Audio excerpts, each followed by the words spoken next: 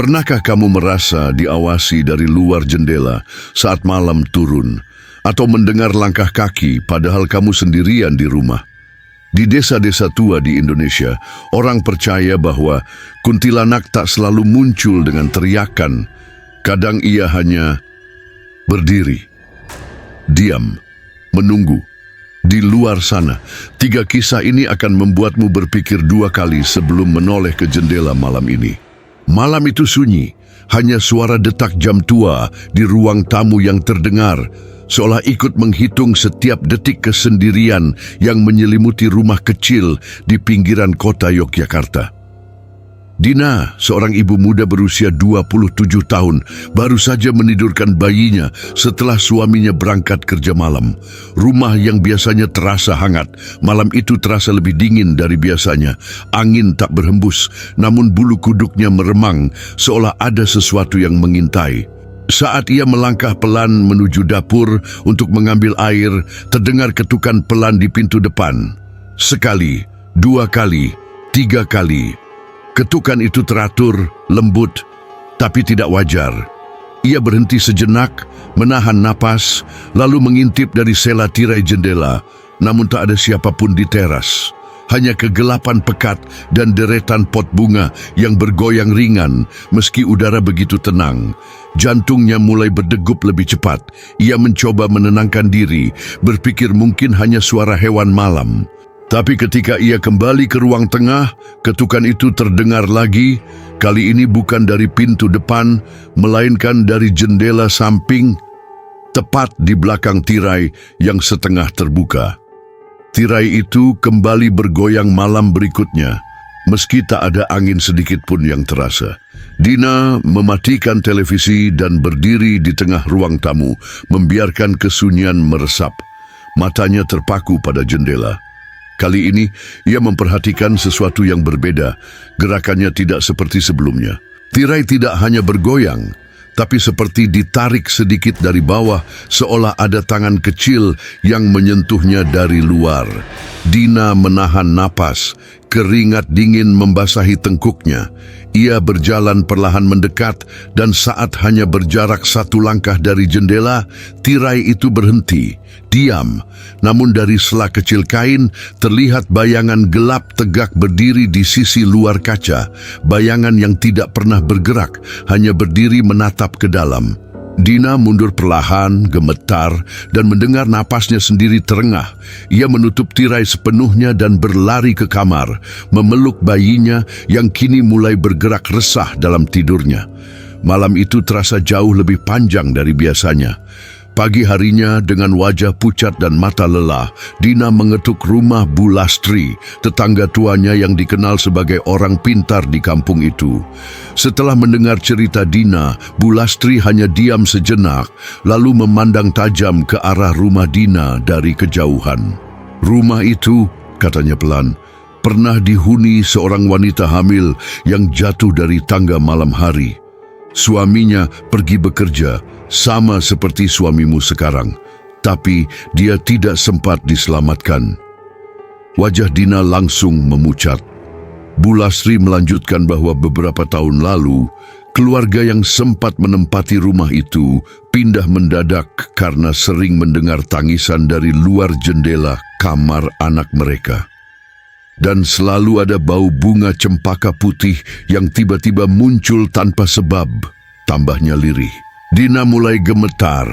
Bu Lastri memperingatkan agar Dina tidak membuka jendela di malam hari dan tidak menanggapi suara-suara yang terdengar dari luar.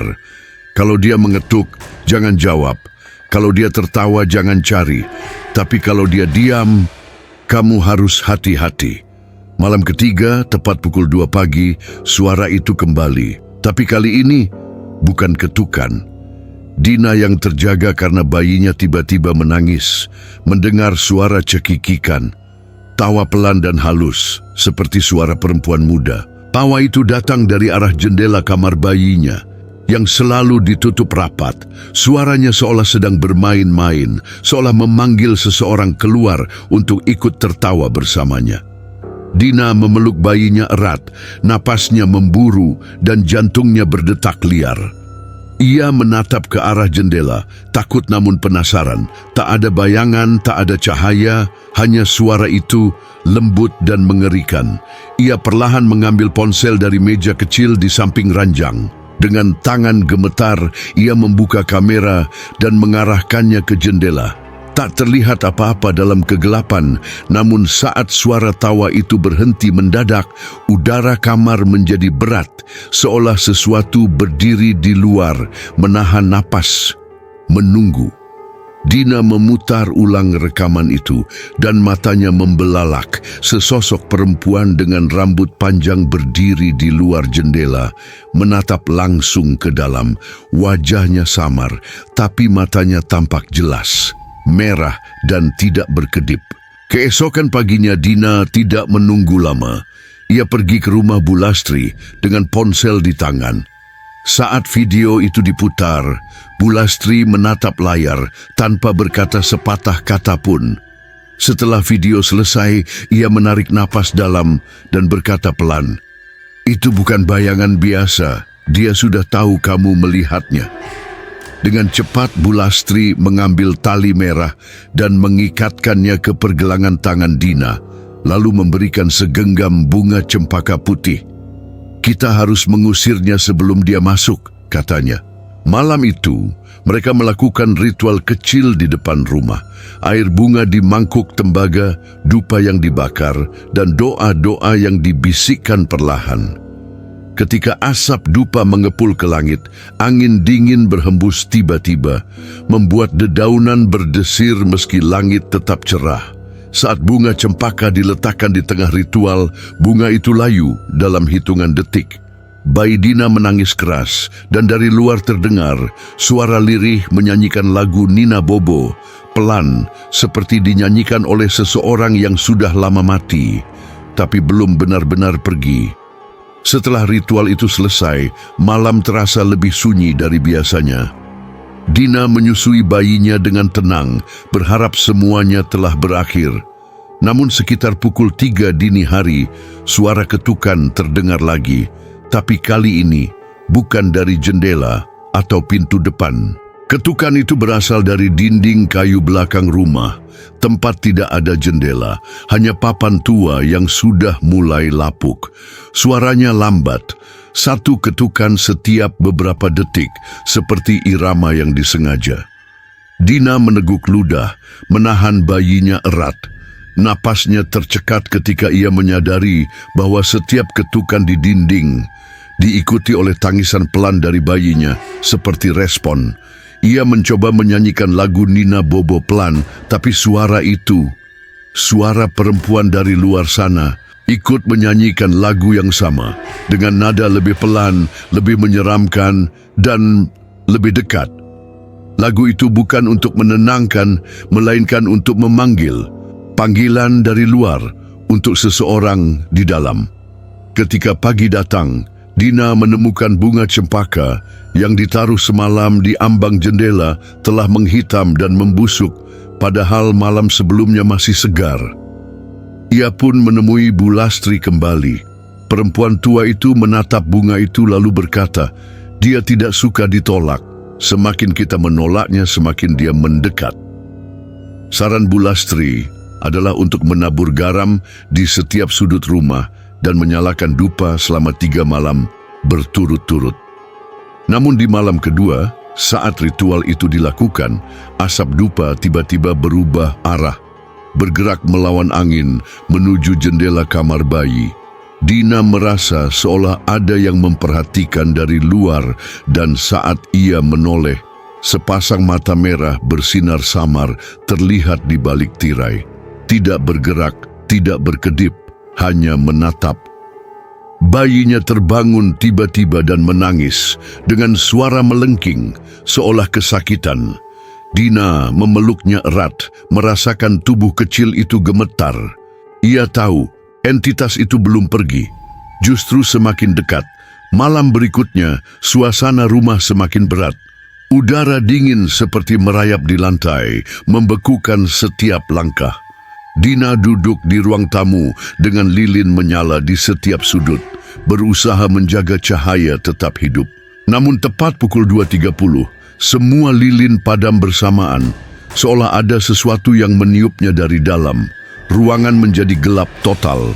Dalam kegelapan itu terdengar suara langkah kaki, pelan menyeret dari luar menuju jendela. Langkah itu berhenti tepat di depan kaca. Dina menahan napas. Dalam keheningan, terdengar napas berat dari sisi luar jendela, seolah seseorang berdiri hanya beberapa sentimeter dari kaca. Tiba-tiba, tirai bergerak sedikit, membuka celah. Dina tak tahan. Ia menatap ke arah celah itu dan melihat wajah pucat dengan senyum tipis, kepala miring, dan rambut basah menempel di wajahnya. Tapi yang membuat darahnya membeku adalah perempuan itu menempelkan tangan ke kaca dan perlahan-lahan bayinya ikut tertawa. Suara yang bukan milik anak itu. Ketika semuanya tampak mencapai puncaknya, Dina mencoba satu hal terakhir. Ia membaca doa-doa dengan suara lirih, memeluk bayinya dan menolak membuka jendela meski suara-suara dari luar semakin kencang. Ia tahu bahwa entitas itu sedang menunggu satu momen saja, satu tatapan mata, satu pengakuan keberadaan. Tapi malam itu, entah karena rasa takut atau naluri sebagai ibu, Dina berdiri, perlahan mendekati jendela dan menarik tirai sepenuhnya. Tidak ada apa-apa, gelap, hening. Tapi saat ia menoleh ke jendela lainnya, di sana, di sisi kanan rumah, terlihat dengan jelas sosok perempuan berbaju putih berdiri di luar. Wajahnya persis menghadap ke jendela, tapi tubuhnya tak memiliki bayangan. Dina mundur perlahan dan tiba-tiba bayangannya sendiri yang terpantul di kaca tidak menirukan gerakannya. Ia mengangkat tangan, pantulan tetap diam. Waktu seperti membeku. Dalam detik itu, ia sadar. Yang di luar bukan hanya melihat. Ia sedang mencoba masuk. Dina tidak pernah membuka jendela itu lagi, tapi setiap malam ia masih mendengar napas dari luar. Tapi kisah ini bukan satu-satunya. Di desa yang berbeda, seorang lelaki tua juga mendengar namanya dipanggil dari balik gelap. Bukan oleh manusia, tapi oleh sesuatu yang sudah lama menunggu di luar. Pak Wiryo tinggal sendirian di rumah kayu tua peninggalan orang tuanya, tersembunyi di balik semak belukar dan kebun bambu yang rimbun. Sudah bertahun-tahun ia hidup sendiri sejak istrinya meninggal, menolak pindah meski anak-anaknya memohon. Malam itu sunyi, angin berhenti, dan hanya suara serangga malam yang mengisi udara. Saat ia hendak memadamkan lampu minyak dan masuk tidur, suara aneh terdengar dari belakang rumah. Bukan suara binatang, bukan pula suara dedaunan. Itu adalah suara seseorang memanggil namanya dengan pelan, Wiryo. Suaranya panjang, melengking halus, namun dingin seperti udara hutan di tengah malam. Pak Wiryo berdiri kaku di depan jendela dapur, tak berani mengintip keluar. Ia tahu di belakang rumahnya hanya ada kebun bambu dan tanah kosong. Tapi suara itu terdengar lagi, kali ini lebih dekat, seolah hanya berjarak beberapa langkah dari dinding. Wiryo, suaranya lembut, seperti bisikan dari balik napas terakhir. Pak Wiryo menahan napas, punggungnya basah oleh keringat dingin. Ia tidak menjawab, tapi hatinya tahu, apapun itu sudah tahu namanya. Keesokan harinya, Pak Wiryo mencoba meyakinkan dirinya bahwa suara itu hanyalah mimpi buruk. Ia pergi ke belakang rumah saat siang untuk memeriksa, dan seperti biasa, tak ada apa-apa selain deretan pohon bambu yang bergoyang pelan tertiup angin. Tapi saat ia berjalan di antara bambu-bambu itu, ia menemukan sesuatu yang membuatnya terdiam. Seikat rambut panjang terjepit di ranting rendah, kusut dan kering, seolah tertinggal oleh seseorang yang berdiri terlalu lama di sana. Ia memungutnya dengan tangan gemetar dan buru-buru kembali ke rumah, membuangnya ke dalam api perapian. Malamnya, saat ia mulai mengantuk di kursi goyang tuanya, suara itu kembali, pelan memanggil namanya dari arah belakang. Tapi kali ini bukan hanya suara. Ia mendengar derit kayu diinjak, langkah pelan, satu demi satu, mendekat ke jendela dapur. Ia tidak bergerak, hanya menatap ke depan. Jantungnya berdetak kencang. Suara itu berhenti, tapi hawa dingin terasa menembus dinding. Dan ia tahu sesuatu sedang berdiri di luar. Hari berikutnya, ia didatangi oleh seorang tetangga jauh yang kebetulan lewat membawa hasil panen. Ketika Pak Wiryo menceritakan suara dan rambut yang ditemukannya, wajah tetangganya langsung berubah tegang. Lelaki itu menyuruh Pak Wiryo untuk tidak keluar rumah setelah maghrib dan berkata bahwa dulu di kebun bambu itu pernah ada perempuan muda yang bunuh diri, dipermalukan oleh keluarganya karena mengandung anak haram. Ia gantung diri di batang bambu paling besar. Dan konon arwahnya sering terlihat berdiri diam di batas tanah, menatap rumah dari kejauhan. Pak Wiryo tak ingin percaya, tapi malam berikutnya mimpi buruk datang. Ia bermimpi seorang perempuan dengan rambut panjang menutupi wajahnya berdiri di luar jendela, menggaruk kaca dengan kuku panjangnya sambil tersenyum samar. Ia terbangun dengan jantung berdebar dan keringat membasahi tubuh. Tapi yang membuatnya tak bisa kembali tidur adalah bekas goresan halus di jendela dapur, seolah mimpi itu lebih dari sekadar bunga tidur. Pak Wiryo memutuskan untuk melakukan sesuatu. Ia mencari cermin kecil yang dulu diwariskan ibunya dan menggantungnya di jendela dapur. Menurut cerita lama, cermin bisa memantulkan niat buruk dan mengusir roh penasaran. Ia juga menaburkan garam kasar di ambang pintu dan jendela, serta menyalakan dupa dari daun kelor. Malam itu ia duduk di kursi goyang dengan lampu minyak menyala redup, menunggu dalam diam. Tidak ada suara selama berjam-jam, hingga tepat pukul 2 pagi, cermin di jendela tiba-tiba bergetar sendiri, pelan, lalu retak di bagian tengahnya. Retakannya membentuk pola seperti tangan yang menekan dari luar. Tak lama kemudian, bau amis menyengat memenuhi ruangan dan lampu minyak berkedip-kedip sebelum nyalanya mengecil. Suara bisikan mulai terdengar, tidak hanya memanggil namanya tapi juga berkata, "Aku di sini, buka pintumu, Wiryo." Ia menutup telinganya, berdoa dalam hati, namun suara itu terus mengelilingi dinding, berputar seperti angin yang mengandung dendam. Malam kelima, semuanya menjadi lebih nyata. Tak ada suara ketukan atau bisikan, yang ada hanya keheningan dan perasaan bahwa ia tidak sendiri. Pak Wiryo terbangun dari tidurnya karena merasakan dingin luar biasa di dalam kamar, seolah jendela terbuka padahal semuanya terkunci. Ia duduk di ranjang, menajamkan pendengaran, tidak ada suara.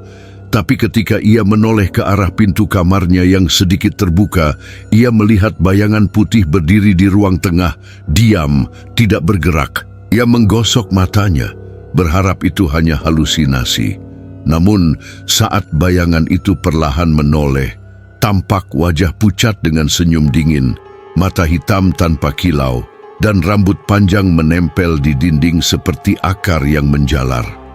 Pak Wiryo berteriak dan menutup pintu dengan cepat, namun dari balik pintu terdengar suara napas. Berat, lembab, seperti sesuatu yang tidak hidup, tapi belum mati. Malam itu, ia tidak tidur. Ia duduk memegang kitab doa, sementara suara dari luar berbisik pelan, "Aku sudah masuk, Wiryo. Kau lihat aku." Hari berikutnya Pak Wiryo mencoba bertingkah seolah semuanya baik-baik saja. Ia menyapu halaman, memberi makan ayam, dan menyeduh kopi seperti biasa. Tapi ada sesuatu yang berbeda dalam rumah itu. Suasana terasa berat dan setiap sudut tampak lebih gelap dari biasanya. Meski matahari bersinar cerah di luar, ia duduk di teras dengan wajah pucat, matanya terus menatap ke arah rumpun bambu. Tiba-tiba, suara ranting patah terdengar dari dalam rumpun itu, diikuti gerakan samar seperti seseorang berjalan pelan. Tidak ada angin, tidak ada hewan. Pak Wiryo berdiri, tubuhnya gemetar. Dari balik bayangan bambu, ia melihat kain putih tergantung di dahan, Bukan kain biasa, tapi seperti gaun panjang, menggantung tanpa tubuh. Dan tepat di bawahnya, sebuah jejak kaki kecil tertanam jelas di tanah basah, mengarah ke rumahnya. Ia berlari masuk dan mengunci semua pintu. Tapi malam itu, jejak kaki itu tidak berhenti di depan pintu. Ia menemukan lumpur basah di dalam rumah, seperti ada yang sudah masuk diam-diam. Pak Wiryo mulai kehilangan arah. Ia membakar dupa hampir setiap malam, menggantung bawang putih di jendela, dan membaca doa dengan suara keras. Tapi semakin keras usahanya mengusir, semakin kuat pula kehadiran itu terasa. Malam ketujuh, saat ia sedang berdoa di ruang tengah, semua lilin padam bersamaan, seperti ditiup oleh napas besar yang tak terlihat. Dalam kegelapan, terdengar suara kuku panjang menggaruk lantai kayu, berputar mengelilingi dirinya. Ia tak bisa bergerak, tubuhnya membeku oleh rasa takut yang begitu dalam. Lalu, suara napas berat itu terdengar lagi dari belakang lehernya. Pelan, dekat, dan ketika ia memberanikan diri untuk menoleh, tidak ada apa-apa. Tapi di lantai, tepat di tempat ia duduk, tergambar garis-garis goresan membentuk lingkaran, seperti simbol atau perangkap. Ia sadar, mungkin ini bukan sekadar roh penasaran. Mungkin ia sudah menjadi bagian dari sesuatu yang tidak bisa ia keluar darinya lagi. Ketika malam ke-8 datang, Pak Wiryo sudah nyaris menyerah. Ia duduk di kursi goyangnya, menatap jendela yang kini selalu tertutup kain gelap. Tapi rasa tidak aman tak pernah pergi. Ia merasa seperti terus diawasi, bahkan ketika menutup mata. Sekitar pukul 2 pagi, suara langkah kaki terdengar dari atap, pelan menyeret, lalu berhenti tepat di atas kamar tidurnya. Lalu, perlahan-lahan, suara itu menuruni dinding luar, seolah sesuatu merayap menuruni sisi rumah. Pak Wiryo berdiri, keringat dingin mengalir deras. Ia tahu, jika ia membuka jendela semuanya akan berakhir, tapi ia juga tahu, sesuatu di luar sudah tidak sabar. Dan benar saja, suara bisikan mulai terdengar langsung di telinganya, padahal tidak ada siapa-siapa di dalam rumah. "Buka matamu, Wiryo, aku sudah lama menunggu." Ia menutup telinganya, menangis seperti anak kecil. Tapi suara itu terus menari di pikirannya. Ia sadar, ini bukan soal rumah lagi, ini tentang dirinya. Malam terakhir datang tanpa suara, tidak ada angin, tidak ada jangkrik, hanya kesunyian yang menusuk. Pak Wiryo duduk di depan perapian yang hampir padam. Tubuhnya gemetar dalam selimut. Ia menatap ke arah pintu depan yang entah kenapa terasa terlalu tenang. Lalu, suara ketukan lembut terdengar. Sekali, 2 kali, 3 kali. Sangat pelan, namun penuh makna.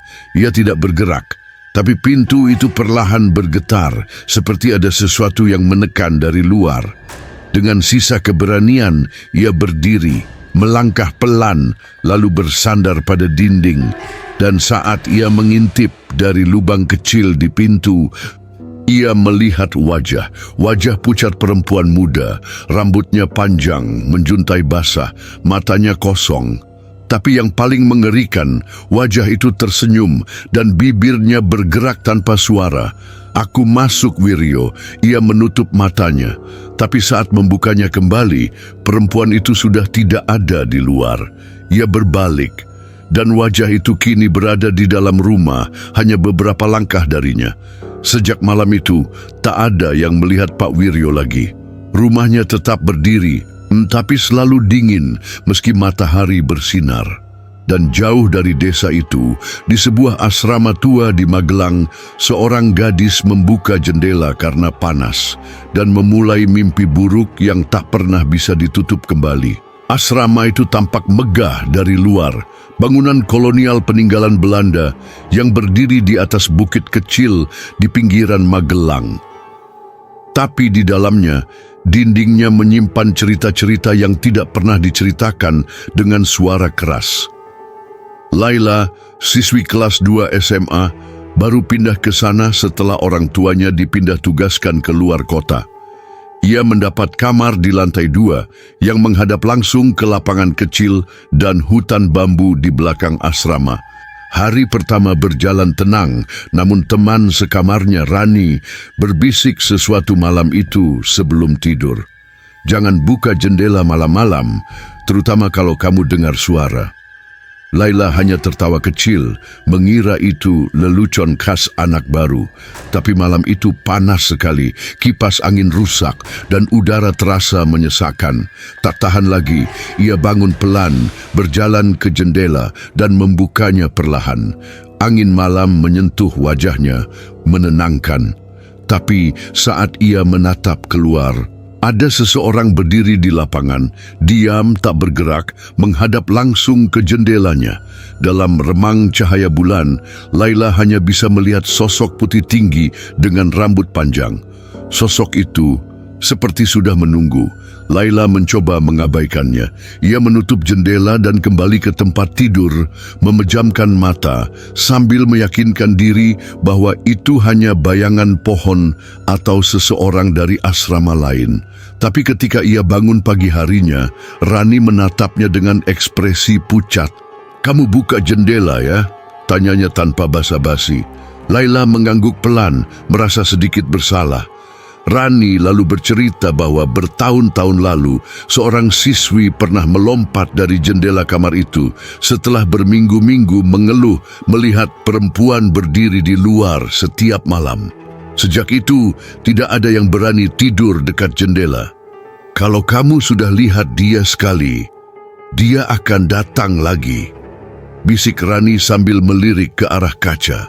Laila tertawa kecil untuk menutupi rasa takut yang mulai tumbuh di dalam dadanya. Tapi malam itu, ia tidur dengan selimut menutupi seluruh tubuh dan mimpi buruk pertama pun datang. Ia berdiri di jendela dan dari bawah, seseorang mendongak menatapnya, tersenyum perlahan. Malam berikutnya, sesuatu terasa berbeda. Kamar mereka dipenuhi hawa lembab yang aneh, seperti bau tanah basah dan bunga busuk. Rani tertidur lebih awal, sementara Laila berusaha membaca buku dengan senter kecil di bawah selimut. Tapi saat jam menunjuk pukul 2 pagi, suara ketukan pelan terdengar dari jendela. Bukan keras, hanya cukup untuk membuat jantungnya berdetak lebih cepat. Laila menahan napas. Ketukan itu berulang 3 kali.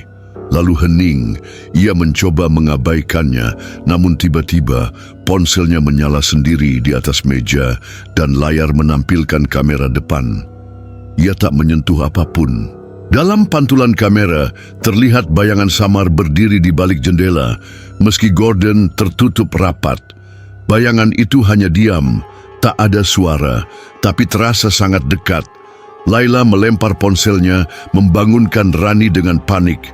Tapi saat mereka berdua menyalakan lampu dan membuka Gordon, jendela itu sedikit terbuka, padahal mereka yakin telah menguncinya. Di kaca ada bekas telapak tangan dari luar. Hari-hari setelahnya, Laila semakin jarang bicara. Wajahnya pucat, kantung mata menghitam. Ia terus merasa diawasi, bahkan saat berada di kelas. Beberapa guru memperhatikannya melamun dengan tatapan kosong ke arah jendela. Suatu malam, ia mencoba bertahan sendirian di kamar ketika Rani dipanggil pulang karena urusan keluarga. Malam itu hening luar biasa.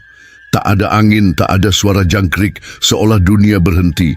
Laila mencoba memejamkan mata, tapi tiba-tiba lagu Nina Bobo terdengar sangat pelan dari luar jendela. Suara lembut, lirih, seperti dinyanyikan oleh seseorang yang telah lama mati. Ia membeku. Lagu itu terus berlanjut, dan semakin lama, suara tersebut terdengar dari dalam kamar. Laila membuka mata, menoleh perlahan ke arah pojok ruangan. Di sana, dalam gelap, ada bayangan berjongkok, menyanyikan lagu itu sambil menghadap tembok. Rambut panjang terurai menutupi wajahnya. Ketika suara berhenti, bayangan itu perlahan menoleh, dan Laila melihat matanya. Tidak ada bola mata, hanya hitam, empenuh. Setelah kejadian malam itu, Laila dibawa ke ruang perawatan asrama karena terus berteriak saat tidur. Namun kejadian aneh belum berakhir. Para penghuni kamar lain mulai mengeluh mendengar ketukan dari jendela mereka, meski berada di lantai 2 atau 3. Beberapa bahkan mengaku mencium bau bunga melati busuk di tengah malam. Rani kembali 3 hari kemudian dan mendapati kamar mereka penuh dengan abu hitam di lantai, seperti sisa dupa terbakar. Padahal tidak ada yang membakar apapun. Laila menolak bicara, hanya duduk di pojok sambil menutup telinga dan berbisik, dia berdiri di luar, dia tidak pergi. Rani panik dan mencoba meminta bantuan ustaz yang biasa menangani gangguan gaib. Namun saat ustaz itu masuk ke kamar mereka, ia langsung mundur pelan dan berkata, ada sesuatu yang dipanggil dan tidak akan pergi sebelum sesuatu dikorbankan. Kata-kata itu membekas. Rani menatap sahabatnya dan bertanya dalam hati, apakah Laila yang dipanggil atau Laila yang memanggilnya? Malam ke-6, Rani memutuskan untuk tidak tidur. Ia duduk di dekat jendela dengan sajadah dan kitab doa, berharap bisa menjaga Laila dari gangguan yang makin sering muncul. Tapi tepat pukul 2.30, suhu kamar menurun drastis. Napas mereka terlihat seperti kabut tipis. Lilin-lilin kecil yang dinyalakan mulai bergoyang tanpa angin. Dan tiba-tiba terdengar ketukan. Bukan di jendela, bukan di pintu, tapi dari dalam lemari pakaian tua di sudut kamar. Rani menoleh perlahan. Lemari itu bergetar pelan, seperti ada sesuatu di dalamnya yang berusaha keluar, tapi tidak terburu-buru. Laila terbangun dan langsung menangis, menutupi wajahnya sambil berteriak, jangan lihat dia." Rani mencoba membaca doa, namun lemari itu tiba-tiba terbuka sendiri, perlahan. Dan dari dalam terdengar napas berat dan suara langkah kaki menyeret lantai. Tidak ada yang muncul, tapi bayangan panjang menjulur dari dalam lemari menuju ke arah kasur Laila. Pagi itu, kamar mereka kosong. Laila tidak ada di tempat tidur dan Rani ditemukan pingsan di lantai dengan luka gores di tangannya. Para guru memanggil keluarganya dan menyuruhnya pulang sementara waktu. Namun satu hal yang membingungkan semua orang. Di langit-langit kamar tertulis dengan arang hitam kalimat berbentuk melingkar. Aku sudah melihatmu, sekarang giliranmu melihatku. Rani dibawa pulang dalam keadaan setengah sadar, terus bergumam tentang mata yang tidak berkedip dan nyanyian dari tembok. Sementara itu, Laila ditemukan duduk sendirian di belakang gedung asrama. Di tengah lapangan kosong, tempat sosok putih itu pertama kali terlihat. Ia hanya menatap lurus ke arah jendela kamar mereka, wajahnya kosong, mulutnya diam. Ketika ditanya, ia hanya menjawab pelan, dia sudah di dalam. Aku cuma penjaga jendelanya sekarang. Kata-katanya dingin dan tidak seperti dirinya. Saat mereka membawanya pergi, Laila sempat menoleh. Senyumnya perlahan muncul. Tapi matanya tetap hitam dan kosong. Setelah kejadian itu, kamar 204 dikosongkan.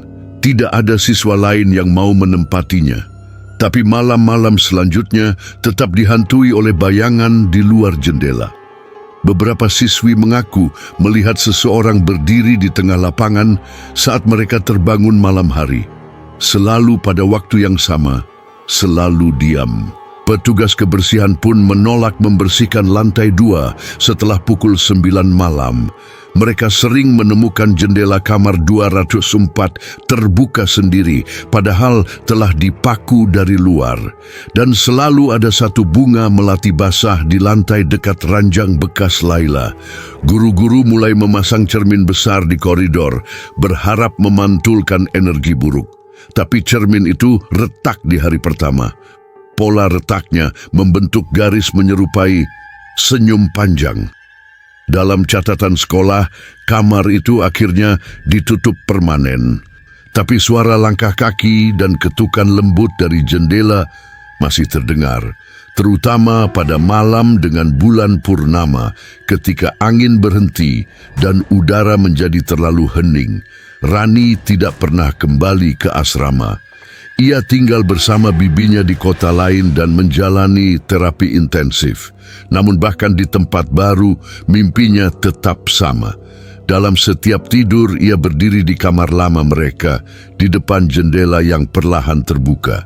Di luar, selalu ada perempuan berdiri, rambut panjang, gaun putih, dan wajah yang tak pernah bisa dilihat jelas. Tapi matanya seperti lubang hitam yang menarik segalanya. Dalam mimpi terakhir sebelum ia benar-benar berhenti tidur, perempuan itu akhirnya berbicara. "Kamu boleh pergi, tapi aku sudah tinggal di mata siapapun yang melihatku." Rani bangun sambil menjerit dan sejak itu menolak melihat cermin apapun. Ia menulis satu kalimat terakhir di buku catatannya sebelum membakar semua pakaian sekolahnya. "Jangan pernah buka jendela, bahkan jika kamu hanya ingin melihat keluar. Karena yang di luar mungkin juga sedang ingin melihat ke dalam." 3 kisah, 3 jendela yang terbuka saat malam seharusnya ditutup. Mereka tidak berteriak, tidak mengetuk keras. Mereka hanya berdiri, menunggu, dilihat. Kuntilanak tidak selalu datang untuk menyakiti. Kadang ia hanya ingin seseorang tahu bahwa ia masih ada. Jadi jika suatu malam kamu merasa ada yang mengamatimu dari luar, jangan lihat balik, karena sekali kamu melihat, dia tidak akan pernah pergi. Beberapa cerita tidak diciptakan untuk menakut-nakuti, tetapi untuk mengingatkan bahwa tidak semua yang berdiri di luar ingin masuk. Jika kisah ini membuatmu merinding atau berpikir ulang sebelum melihat ke jendela, berikan suka pada video ini dan jangan lupa berlangganan. Suaramu membuat cerita seperti ini tetap hidup.